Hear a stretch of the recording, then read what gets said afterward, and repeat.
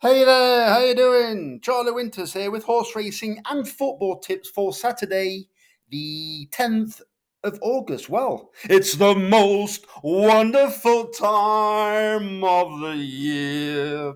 That's right, I'm over the moon, and this video, you will know if this video hasn't worked because I will tell you in the title of the video. Well, I'm over the moon with this bet. I've got the shakes, I've had my jumper on. My blood sugar's low. Right, I really hope this video works. I've got everything crossed. Yeah, I've got my lucky pants on. I've changed my socks. I've brushed my hair. I've had a wash. Everything, hoping that this video works because I'm going to talk you through it. And I'll be frustrated if it doesn't work because it could be a lengthy video. I make no apologies. Why do I make no apologies? Well, I do. I make one apology. I make an apology to the subscribers who like my videos on a regular basis because recently, and I don't mean just for the stuttery videos, I've had dislikes straight away. So clearly, I am under attack. And I tell you what, I only apologise to the regular likers of the videos. So let me get into it. So I'm going to talk you through the football bet. So straight away, I'm going to get dislikes from the horse racing dislikers. But I'm going to be brief with this. So I will tell you very quickly what I've had with a football bet. It will take 30 seconds. I have had a £5 over 2.5 goals treble. I have had a £2.84 over 3.5 goals treble. I have had a 50 pence, both teams to score yes in the first half treble, both teams to score 50p in the second half yes. I think I said that right. And the matches are all you need to know. This is the matches. You please yourself what you want to do after that. You can see one of the bets, but those are the bets that I've had. So it's Tranmere versus Notts County. So hopefully hopefully Notts County carry on like they did last year, where they score 11 goals and concede 7 in every match. I've had Middlesbrough versus Swansea. I don't rate Swansea. They'll concede and they'll score against anybody. And Middlesbrough are a relatively steady team. However, they do score, but they always start the season slow. Are they going to do that again? I don't know. But there could be goals in it. My only problem is it could be down by 12:30 because the matches are 12:30, 3 o'clock, and 5:30. Why they are doing that, I've got no idea. And the final selection is Exeter versus Rotherham, purely because I think Steve Evans has put together a decent side with Rotherham, but Exeter is a dodgy place to go. So those are the three matches that I've gone for. So if you give me a like or subscribe, I'd appreciate it. Let's get on to the horse racing. By the way, I've staked about £34. If you normally stake more than that, don't bother. Stake what I've staked. If you normally stake less, and basically put everything I've put on, try and put it on to half stake. So the horse racing. So I really hope this isn't stuttering. So I'm going to try and talk you through it. I can't remember half the reasons why I've picked the selections, but I'm going to try and tell you. So the 5 pence each way lucky 63. I know for definite that this is selections that I think I've got a sneak, but are very big prices. So therefore, they aren't very strong selections, but I do think they are too big a price. The first selection is Thunder Bear. So bearing in mind, I've left all the prices in this big price bet, unless I've took them by mistake. So the first selection is Thunder Bear in the 135 at Ascot in the Sugar Cup Dash, paying 4 places instead of 3. I think its teammate could set the race up for it. It's night on earth, but I think Thunder Bear could come late to snatch a place at least. It's about 20s currently. The next selection is the Grand Vizier in the 2 at Ascot, paying 4 places instead of 3. This horse is very well handicapped. I believe it ran at this meeting last year of £10 higher. It's getting on a bit now, but I don't believe this horse is £10 worse, like via age. I think it's been set up for this race, and I think it could run well. It's only about 12, but it should be bigger. The next selection is Alfred Boucher. In the 245 at Ascot, paying four places instead of three. This horse was running absolutely out of its skin just over around about 2 years ago. It went lame, but I think it's interesting that they're bringing it back in this race. Why? I don't know. This horse, in my opinion, was heading massively in the right direction. Um, it could be here for a day out, or it could be seriously ready for running a big race again. I don't think it's that strong a race, but you're taking its fitness and its well-being on trust. But they aren't going to send it to a big meeting with all their eyes watching for it to break down in front of everybody. So I'm thinking it's been going okay at home. It could run its race. It could be prominent throughout, and it may surprise a few people. Ian Williams' stable are going pretty well at the moment, and he's very good at taking these big prizes. I always say prices when I mean prizes. The fourth selection is Action Point in the 320 Ascot, paying four places instead of three. Archie Watson's got some decent. Well, forget that. Archie Watson has got a chance with this horse at a big price. You will also notice that it's pretty much three out of the four I've gone for the.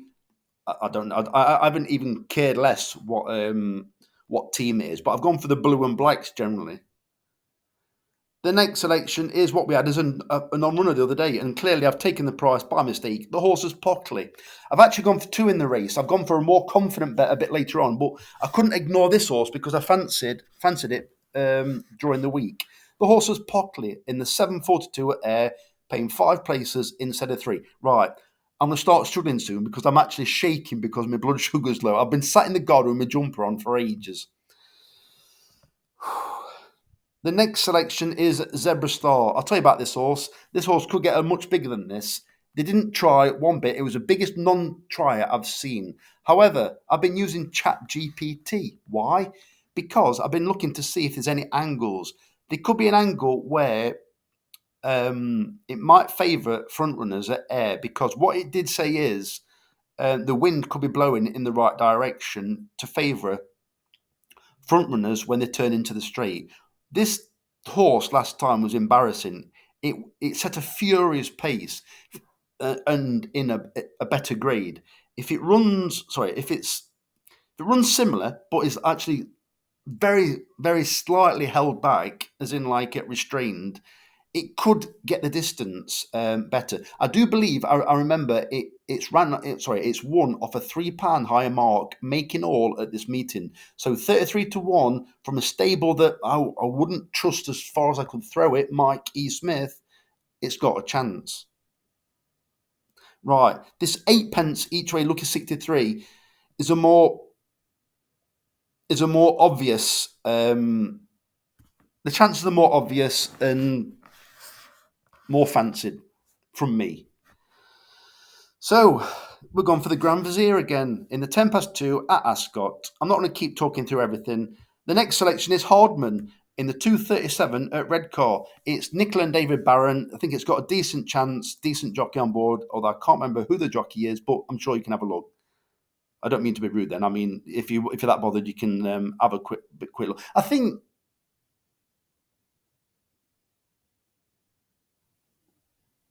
it's killing me now. No, I can't remember. Third selection is a very interesting. This race will be the end of me. So it's Carnival Zane in the 12 minutes past 3 race at Redcar. I was split between two horses, and this horse is absolutely ridiculously well handicapped.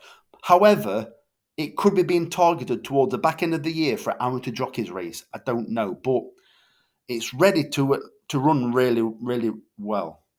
That's my blood sugar running low, by the way. That's why I said it too many times. My alternative is Al Marmar by Gemma Tutti. So I'll leave it between you what you choose. But if you're following me in, I've gone for Carnival Zane.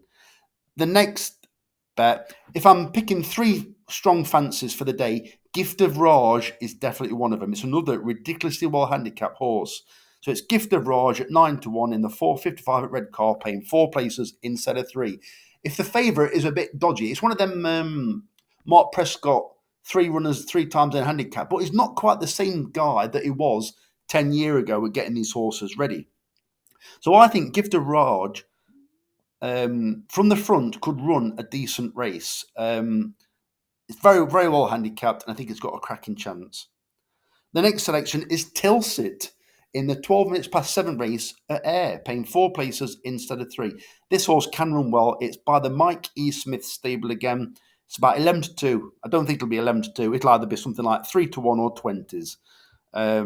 It's got a decent chance, and I think it'll run well.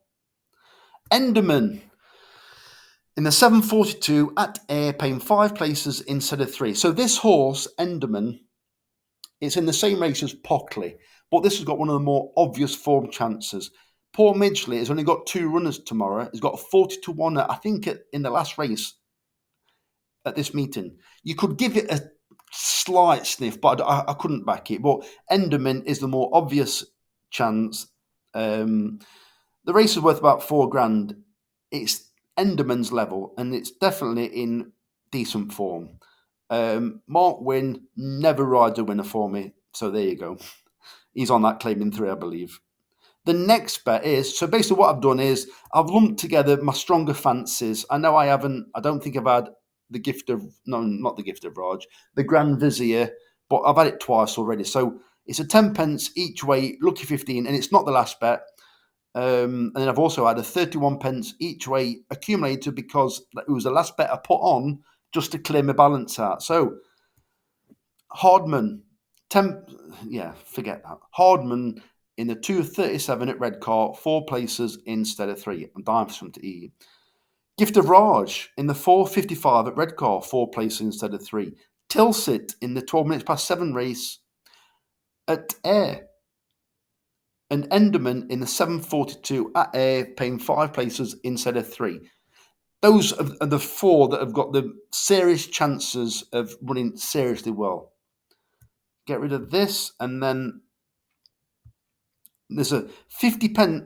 Oh, here we go. I've got a non-runner already. Didn't see that. I'm not replacing it. But what you can do is, so these are horses that I've chose in the 3 places instead of 2. So I don't know if you want to replace it with, what I would do probably is, I would replace it with, it's killing me now, isn't it? Gift of Raj, go for it. So I'm going to replace Lord North, and I will do this because I can catch out and place a bet again. So I'm replacing Lord North with Gift of Raj. And the other 2 selections are in the 4:15 at Newmarket, Mercury Day, and Clockwatcher in the 4:50 at Newmarket. I've gone for Clockwatcher because I think it could run well. I don't like Charlie Johnson's horses at Newmarket. However, I've looked at the sire and the dam sire, and they both ran well. That's how clutching at straws I was to try and find a Mark Johnson horse to run well at Newmarket, because sometimes his horses get unbalanced at the course. But I think it's weighted to run well, and I think because the sire and the dam sire have both got a bit of form there, I think it could run a race. Mercury Day, ignore its last run, it's in cracking form.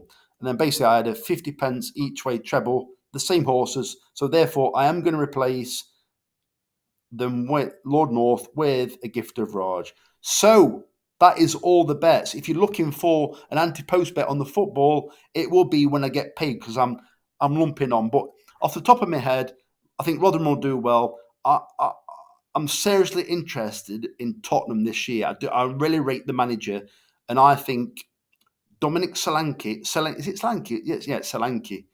Could be a serious bet if we can get something like the first 6 for Golden Boot, because Tottenham score for fun, but also concede for fun. I also think Mansfield Town will be in the bottom half. I think MK Dons, I don't know if they're going to win the league, but they'll be hard to beat. And in the Championship, I haven't weighed the Championship yet, but if Middlesbrough win tomorrow, I do believe they could be a seriously bet to come in the top 3, although they just don't seem strong enough. So I'm going to have a real good study anyway. I'm going to look at the scores coming in. This has gone for about 3 hours now, so it's probably got my watch time up if you're still listening to me. If you're still listening to me, type in the comments, Lord North, non-runner, then I know you've stopped till the end. So I really appreciate it. Charlie Winters, over and out. Cheers, mate.